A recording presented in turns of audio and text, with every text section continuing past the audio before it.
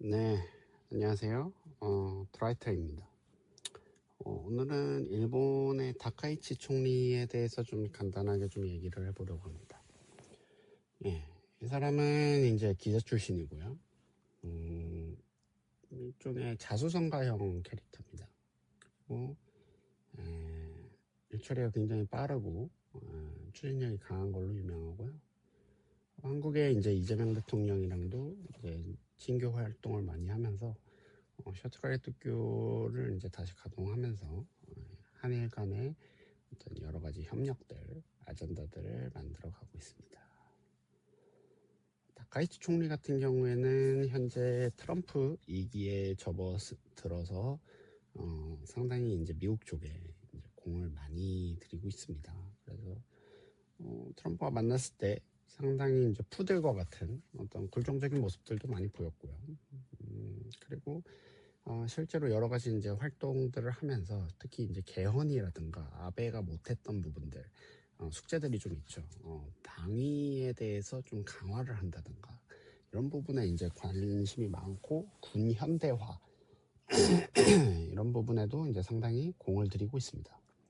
그래서 일본 내부에서도 이런 자민당 의원들이나 이제 분위기들을 만들어가기 위해서 여러 가지 노력들을 내부적으로 기울이고 있는 상황이고요. 한국과의 협력 포인트도 상당히 많습니다. 특히 이제 한미일 삼각동맹 체제를 강화시켜서 어떤 군사 안보나 이제 그 정부 그리고 이제 대만의 위기 상황이 생겼을 때 어떻게 대응할 것인가 이런 부분에 대해서 이제 심도 있게 얘기를 하고 있고요.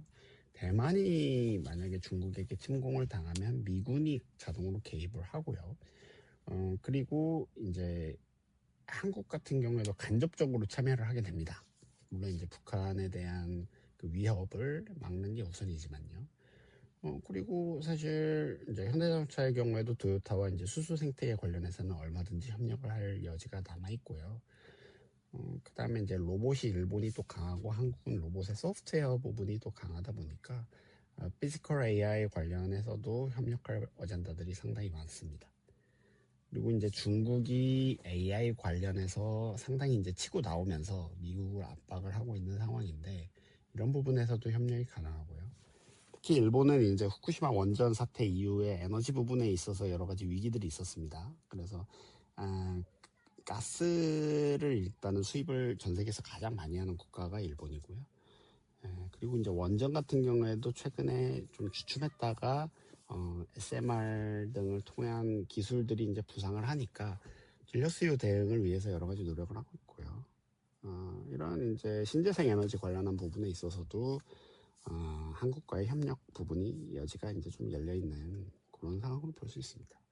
그래서 일본과는 경쟁할 것은 경쟁을 하지만 또 협력할 어젠다에 대해서는 협력을 하는 그런 이제 외교적인 어떤 스탠스가 좀 필요하고요. 이재명 정부에서도 일본을 전략적으로 잘 활용을 하고 있기 때문에 중국이라는 상대를 이제 견제하는 데 있어서 아시아 지역 패권 차원에서 한국과 일본의 이제 관계가 좋아지는 부분들은 상당히 이제 긍정적인 요소로 볼 수 있겠습니다. 그래서 앞으로 이제 다카이치 체제가 얼마나 일본 내에서 안정화되는가, 자민당 내에서 얼마나 안정되는가, 그리고 다카이치의 외교적인 노력들이 실제 미국과의 협력 어젠다에 있어서도 한국과 같이 움직여서 발을 맞추는 부분들이 필요하거든요. 이런 부분들은 좀 앞으로 지켜보면 좋을 것 같습니다. 네. 오늘은 좀 짧게 마치도록 하겠습니다. 감사합니다.